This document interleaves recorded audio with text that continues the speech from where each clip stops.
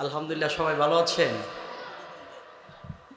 আলহামদুলিল্লাহ, আল্লাহর মেহেরবানি, প্রচুর পরিমাণ, যে পরিমাণ শ্রোতা সেই পরিমাণ বক্তা, যার কারণে লম্বা ড্রেসিং করার কোনো সুযোগ নাই। কি বলো সাত্তার? এই জন্য আমি একদম সংক্ষেপে সরাসরি আমি আমার আলোচনার দিকে চলে যাচ্ছি। আপনারা অল্প সময়ে হলেও যে গুরুত্বপূর্ণ তাকরীর হুজুর আল্লামা আবুল কাশেম ফজলুল হক মাদ্দাজিল্লাহুল আলীর নুরানি জবানে শুনেছেন, আশা করে আমাদের ঈমান তাজা হয়ে গেছে। কথা বলেন ঠিক কিনা? আর এই দেশে ওয়াজের ময়দানে যাকে সুলতানুল ওয়াইজিন বলতে হবে, যেটা আমার একটু আগেই আমার ভাই হাজী রুবেল সাহেব বলেছিলেন 84 কিংবা 86-তে এই ময়দানে সর্বপ্রথম যেই মাহফিলের সর্বপ্রথম প্রধান বক্তা ছিলেন উস্তাদুল উলামা হুজুর আল্লামা আবু সুফিয়ান খান আবিদি আল কাদরি মাদ্দাজিল্লাহুল আলী আমাদের পাশে অলরেডি উপস্থিত আছে। মারহাবা বলুন।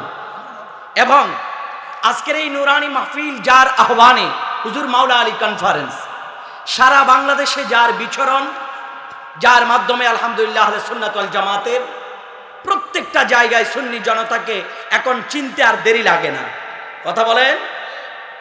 আমার প্রিয় ভাই আল্লামা পীর মুফতি গিয়াসউদ্দিন তাহিরি মাদ্দাজিল্লাহুল আলী আজকের নুরানি মাহফিলের যিনি মেহমানে আলা, সুন্নি জনতা বড় ভাগ্যবান, যুগের শ্রেষ্ঠ শাইখুল হাদিস, চট্টগ্রাম সুবহানিয়া আলিয়া কামিল মাদ্রাসার শাইখুল হাদিস হুজুর আল্লামা কাজী মাইনুদ্দিন আশরাফি শাহ সাহেব কেবলা মাদ্দাজিল্লাহুল আলী। মারহাবা বলুন।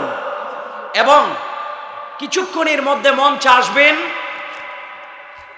আহলে সুন্নাত ওয়াল জামাতের অনল বর্ষে আলোচক আল্লামা মুফতি উসমান গনি সালেহী হুজুর। এছাড়াও অসংখ্য উস্তাদ সমতুল্য বুজুর্গ উলামায়ে ইকরাম নুরানি মঞ্চে আছেন। আমি অত্যন্ত শ্রদ্ধা ভালোবাসার সহিত সালাম পেশ করছি। বেয়াদবি মাফ করবেন, সময় কম, এই কারণে সরাসরি সামনের দিকে যাচ্ছি।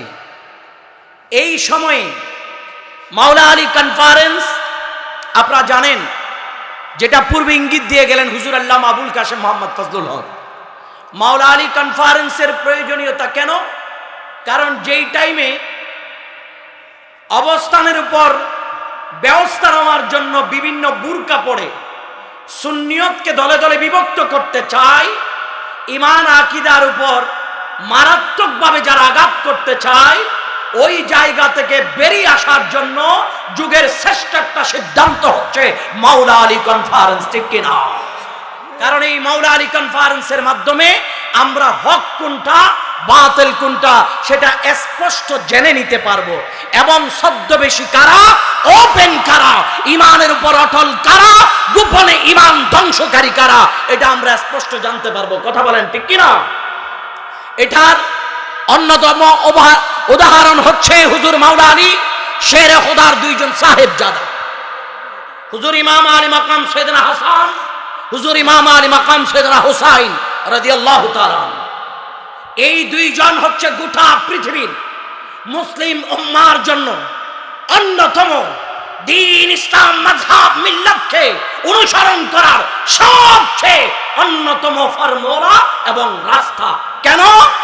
এই দুইজনেই পৃথিবীর ইতিহাসে সরকারে দো আলম সাল্লাল্লাহু আলাইহি ওয়াসাল্লামের উম্মতকে সঠিক ইসলামের শিক্ষা দিয়েছেন। শোনেন তাহলে কথা।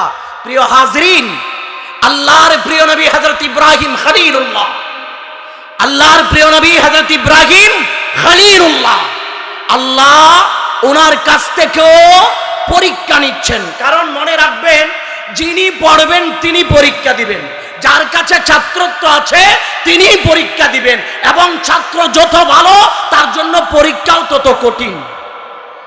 ঠিক না?